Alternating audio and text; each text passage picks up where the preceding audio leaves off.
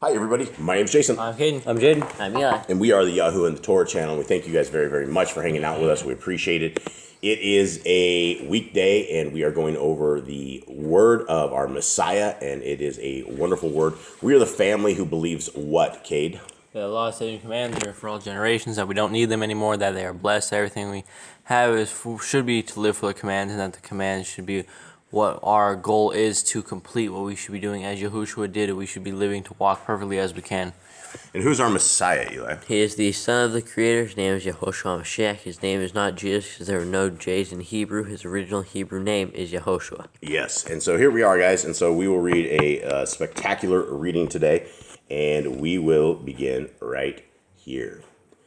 And this is... Actually, I need to go up to. So we are starting. This is chapter 16. So this will be titled 16a. Okay. Yahushua departed from where he was and moved over to the water in Yehuda, across the Yarden. And here 2 crowds gathered about him to hear his message. Many of the usual questions were asked and similar answers given. That sounds very weird. And here 2 crowds? I think that 2 is actually the wrong 2. I think it needs to be TWO. Yeah, probably. Because if not, it would be... Maybe or all And just saying. the crowds gather around. Maybe it's saying like, and maybe there's like they also gather around him. The crowds also gather around, like, and they 2 gather around. And here 2 crowds gathered around him. Yeah, I don't know. It seems like, and here 2. Oh, maybe it is here 2. They're okay. So where they are, yeah. So it's not talking about 2 different crowds. It's talking about 2 crowds. And as usual, questions were asked and similar answers were given. And so we know what those have been because he's kind of repeated a lot of these same things over and over. One man put this question to him. Great teacher, is it lawful according to the great Torah for a man to put away his wife? For there are other laws concerning this. Yahushua said, What did one of the great lawgivers, speaking with the authority of Elohim, say about this matter? The man answered, The Torah he gave permitted a severance deed to be made, and with this the wife is divorced. Yahushua said, Such laws are needful while men are without wisdom. I assure you it will not be so when the rule of Elohim comes. They are made for those who cannot overcome differences by compassion and understanding. Where there is no feeling, there cannot be love. Divorce is decreed for the failures in love. Okay? That is an explanation, right? And where there is no feeling, and many people end up in a relationship and in a marriage or of some kind, and there is no feeling there, right? And they don't have what is real love. And real love is one of those hard things that it's hard to describe. But you know it when it's there, and you definitely know it when it is not there. 6. Since the beginning, there have been male and female, each needing the other for fulfillment and spiritual flowering. For this reason, a man leaves his parents and unites with a woman, so the 2 become one in flesh and ruach. The flesh is easily parted, but with the united ruach, it is different.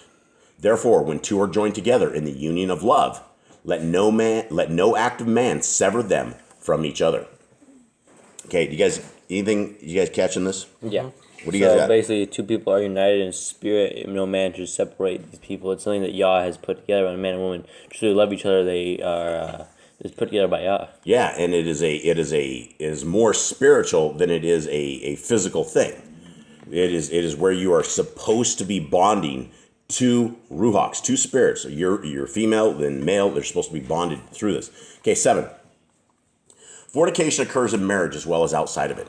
For marriage is much more than the union of flesh.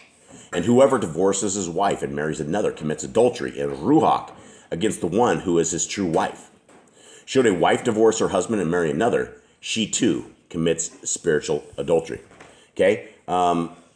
Anyone have any questions on this? Basically, when you get divorced and you go and find someone else, you are committing adultery. Yeah, absolutely. If you're divorced, and you also make her an adulteress as well. 8. Marriage has a much greater significance than this depraved generation realizes.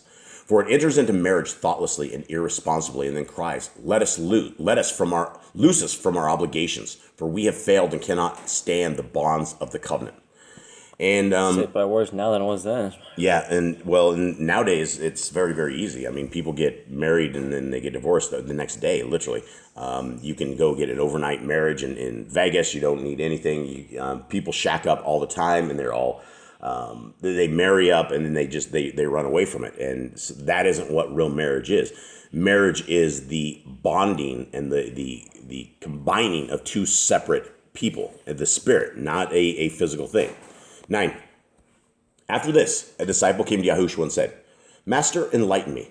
If there can be fornication in a marriage blessed by tradition and priest, do a man and woman commit greater fornication if unblessed? Okay, so the question is, does it matter if a priest blesses them or not, is what the question is. 10. Yahushua said, marriage is the blending of two ruach.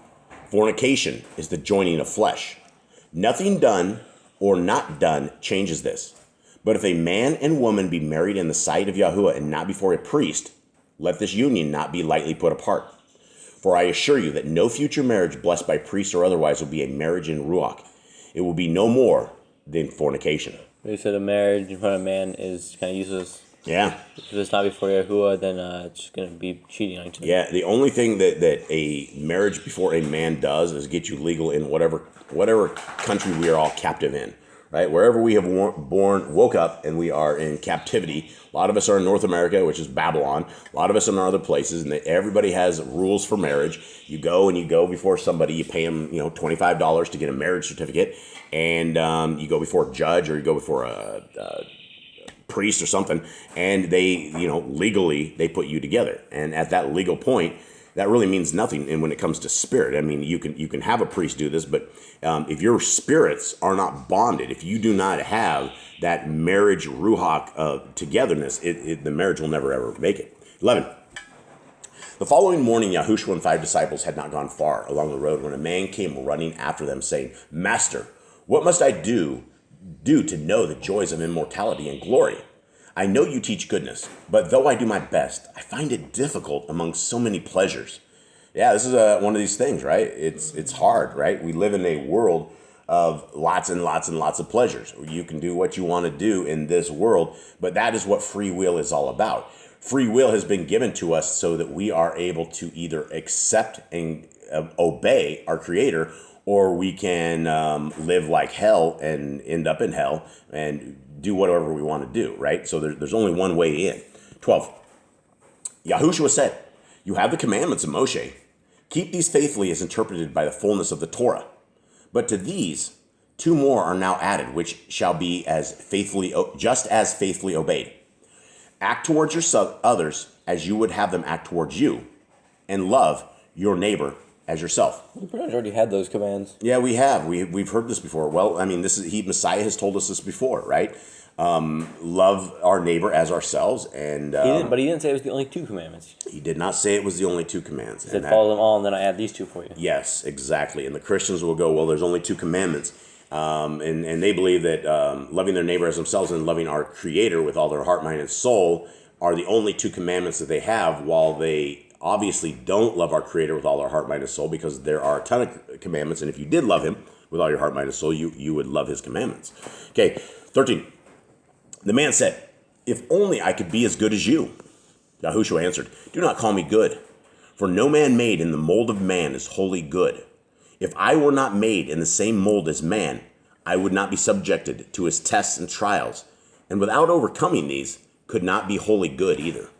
Okay, so So a lot of people want to say that he didn't have, he wasn't human. He said he was human. He said Yeah. he has exact things everyone else has to fight, but he has to overcome them to show that he is good. yeah, absolutely. Yep. And so Messiah didn't have the special get out of pain card or have no emotion card or any of that stuff. He was fully man and had to deal with this in these same kind of situations. Okay, 15. When the man had gone, one of the disciples who came from beyond the western sea said, I have heard that 3 things only make men wholly good, but you have many holy books which I cannot read. Tell me of the things which are in them. Okay, now this is very, very important, and I think this next verse is I don't know, it really hit home. But this is what it says. Yahushua said, store these things in your heart. They are sufficient for the day. Never utter curses against Yahuwah or the powers about him, nor speak immodestly to exalt yourself. Okay, so the question this guy asked was, what are in these books, right? This guy was obviously not able to read, or he didn't have the scrolls. And so he wanted to know what are in these books.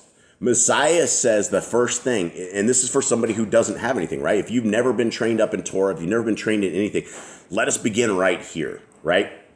Number one, never utter curses against Yahuwah or the powers about him. What are the powers about our Creator? His Ruach, it would be... Yeah, the Ruach HaKodesh, right? And we know that if we blaspheme the Ruach HaKodesh, it is going to get us into a lot of problems. So the very first thing he says is don't utter curses against the powers about him and speak immodestly to exalt yourself. There's two things right here. So basically, don't speak against Yahuwah's power, speak about what he does. Yeah, and don't bring yourself up where you shouldn't be. You're going to be judged for cursing your Creator. Right, and you were actually gone for this one, but this is the question on this one, Jade, is that this guy was asking him. This is a guy who did not seem to have Torah or did not know how to read the scrolls. He asked Messiah, tell me of the things which are in them. And Messiah, the very first thing he says is don't utter curses against Yahuwah and speak immodestly to exalt yourself. So is he talking about the Torah, these books he can't read, or? Yeah, he's like, what are in these books, right? And so my dogs are. I thought maybe he's talking about a special book or something. Maybe something he never read before. And most of these guys, Jade, or for everybody out there, are unlearned, right? They don't have schooling like we had. They don't know how to write and read and things of that nature. And so that is the thing. Okay, the second thing: do not act fraudulently and never exaggerate. Okay, so we have two separate things, right? So if we had nothing else and we just needed how to behave a little bit, what we were told not to act fraudulently and never exaggerate. Now, what is exaggeration? What is another form of exaggeration? What is that? Like lying? Like a lie? I guess. It's like the big fish story, right? The fish just keeps getting bigger and bigger every time you tell the story, right? It's don't exaggerate, right? The truth is the truth, and anything outside of the truth is a lie. It doesn't matter how small of the lie, it is still a lie. Okay, here's the next thing he says. Always maintain an even temper and do not act hastily. Well, by that, I am myself, and I am going to be damned to the pits of hell. I have a bad temper, I am very impatient, and I act very hastily. So for this one-liner, this one is definitely me. Okay, now let's continue on. Never use, one second here. All right, continue on. Never use violence unnecessarily, nor do anything causing unnecessary sorrow. Okay. So basically, you can use violence if it's necessary. Well, that's what Messiah said. I mean, try to defend yourself. Don't start the fight, though. Right? Yeah. Don't start the fight. There's always a cause for some sort of violence in a particular situation. It has to be the right situation. If you're walking down the road and your life is in danger and somebody's going to mug you and kill you, you might want to use violence at that point, or you might just tell them peace be with you and take a kill, whatever it's going to be. But there are times to use violence, and Messiah clearly says that, and he said that before, right? Before he's like, hey, sell your sword and cloak, and then the next one he's like, if you do not have a sword, sell your cloak and buy one. And Peter goes, is 2 swords enough? And Messiah's like, yeah, that's enough. We can do that. Okay, let's continue on. Never use violence unnecessarily, nor do anything causing unnecessary sorrow. Unnecessary sorrow. That means you guys are, whatever it is you're doing, causing unnecessary sorrow to your friends, to your family, to anyone out there. Whatever it is, if your family is in sorrow about your actions, then you are leading your family to destruction, right? Whether it be you're the child or something else, if you have attitudes that bring your family to sorrow days in, then that's things we have to commit to, that we don't want to bring them sorrow, because we're bringing other people down constantly with it. And when we bring them down, we may never, ever be able to bring them up. And if it's us that's doing it, we got to figure this out. Okay, continuing on. Avoid anything to do with lewdness and obscenity, right? So there's the boys club, right? The gym club. Obscenity, all the jokes, things of that nature. Lewdness is nakedness, things of that nature, things that would be unholy to our Creator. Very, very important things that he is talking about right here, Messiah, that is very important to his dad.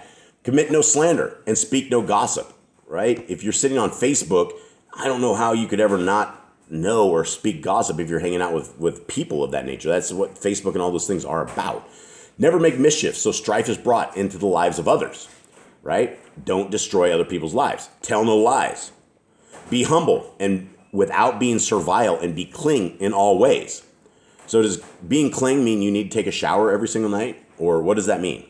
Maybe. And if we don't take a shower every night, are we unclean ceremonially every single night? Maybe. Well, we are, right? I mean, isn't that the thing? If we don't shower at night, well, then because part of the being clean at night is to shower, and then you're unclean in Yah's eyes no more. Okay. Be humble without being servile, and be clean in all ways. Whatever you do to earn your bread, do to the best of your ability. Now, Eli, when you earn the best of your bread, when you do every task that you do, are you doing it to the very best of your ability? Are we all doing that? Probably not. Probably not. Sometimes, though.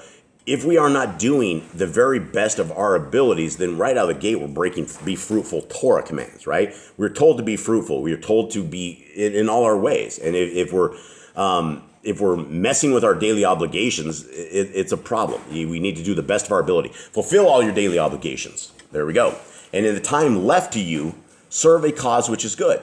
So, instead of screwing around all day long, why doesn't we just get our jobs done? And then when we have that time done, then we can serve a good cause, right? We can go minister to people, but we need to take care of our daily stuff all the time. And that's Mr. Cole throwing stuff around in the kitchen. Okay. And let's continue on. And these to the teachings you have heard, add these to the teachings you have heard, and you will live a good life. Okay, these are very, very important things Messiah just said.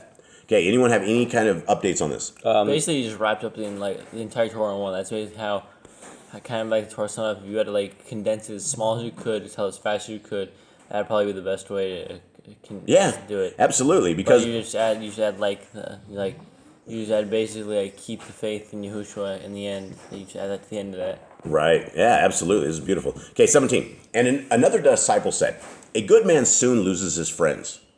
Yahushua replied, no, goodness, like adversity, winnows them. Okay, anyone want to explain this? Basically, good friends will stay around. Good friends will be strengthened. Yeah, well, like winnowing. If you winnow something, you sort it out. There's not as much as what there is, right?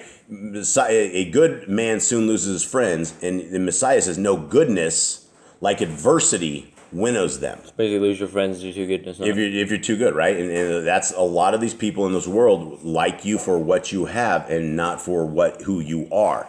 Right, and that's where most of the people come in. There's so many different users in this world. Okay, 19. One of the other disciples said, "It is very difficult to live a life which is wholly good." Yahushua answered, "It is even more difficult to enter into the greater life of the Ruach." The word surprised those hearing them, but Yahushua assured the disciples about him that it was true, adding, "Nothing worthwhile is ever easily gained." Okay, now he's talking about the Shemaim. He's talking about this. But I would say this is the same for everything else in life. If you think that anything in life is easy, it's not. Anything good takes time. It takes patience. It takes building. It takes critiquing. It takes a lot of it. Good things just don't come popping in. You have to work for them. And so that is the same for the kingdom. If you think you can eat your pork, worship on Sunday, violate the laws of our Creator, not care what He says, not care anything about what His Son says, you're not going to gain something worthwhile because you're avoiding it. 22. Yahushua said, "Let all those who can do so empty themselves of evil. The deeds are outside, but the thoughts are within. By striving hard and chastening the flesh, not yielding to the call of its lust, the soul is strengthened by an inflow of spiritual food." So basically, if you deny the fleshly lust, your spirit will be strengthened. Yeah, if you guys are able to put down the video games, right? Put down the evil in your life. Put down the pornography. Put down all of this stuff, right? That is the lust of your guys' souls. Now, would you guys go as far as on the world, the people who get involved in, say, the video games, the guys that can't stop with the video games, is that a lust of the soul? Yeah. I mean, when people can't put away video games and it causes tears and frustration and anguish and upsettedness, is that good stuff or is that bad? Is that soul food or is this stuff that's going to people lose the kingdom? kingdom losing stuff. I mean, and that's the same for all of this other stuff. If you cannot put down pornography, you're not going to have the inflow of spiritual food. 23. Then Yahushua asked the disciples with him if all understood that unless they could pass the tests of the flesh, they could not know heaven. All replied that they understood. Now, that question, do you guys understand that? Kate, Jade, Eli? Myself. I think we understand it.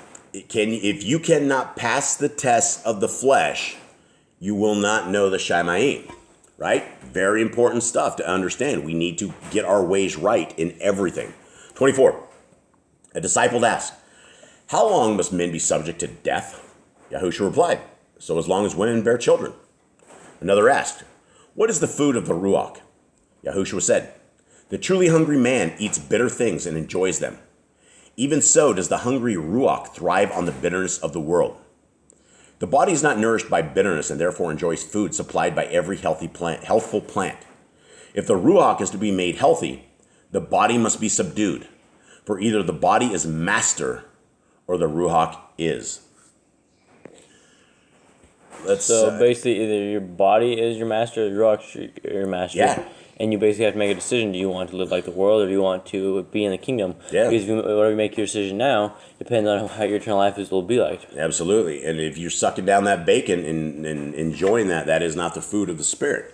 Okay. I think we have one more verse, two more verses. One of the women, Salome, who had accompanied the disciples, asked Yahushua, is it within the Torah for a man to marry and yet not lie with his wife? Interesting question. Yahushua answered, it is never done right to live falsely or to dishonor a pledge. Always let be done accord with the intention declared. All right, so we'll leave it at that, but let's answer that question. Let's talk about this. What did she just ask? So this is obviously another wife, right?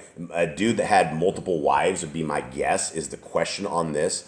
And she's asking him, is it right? Is it within the Torah to marry but yet not lie with his wife? What examples do we have? I don't recall any example. I mean, if he made an oath. Well, we know of the sons of Yehuda, right? Yeah. They were supposed to go into their wives and didn't, and it was evil in the sight of Yah, right? And doing things of that nature. And that's all we have is we have Torah, and so We're told to bear fruit and multiply. yeah, bear fruit and multiply. And the Messiah's answer on this: it is never right to live falsely or to dishonor a pledge. So the answer is no. It's not. It's not. The answer is yes. The answer for her is yes. Is it within the Torah for a man to no? The answer for her is no. Is it within the Torah for a man to marry and yet not lie with his wife? According to Messiah Yahushua, no. That is not right. Okay. Anyone else have anything? I don't think so. Read your Bibles. Read your Bibles, and we love you all. We hope you guys have a wonderful day. Thank you for everything. Much love. We'll see you guys preparation day tomorrow. Yep. See you. Preparation day tomorrow. All right.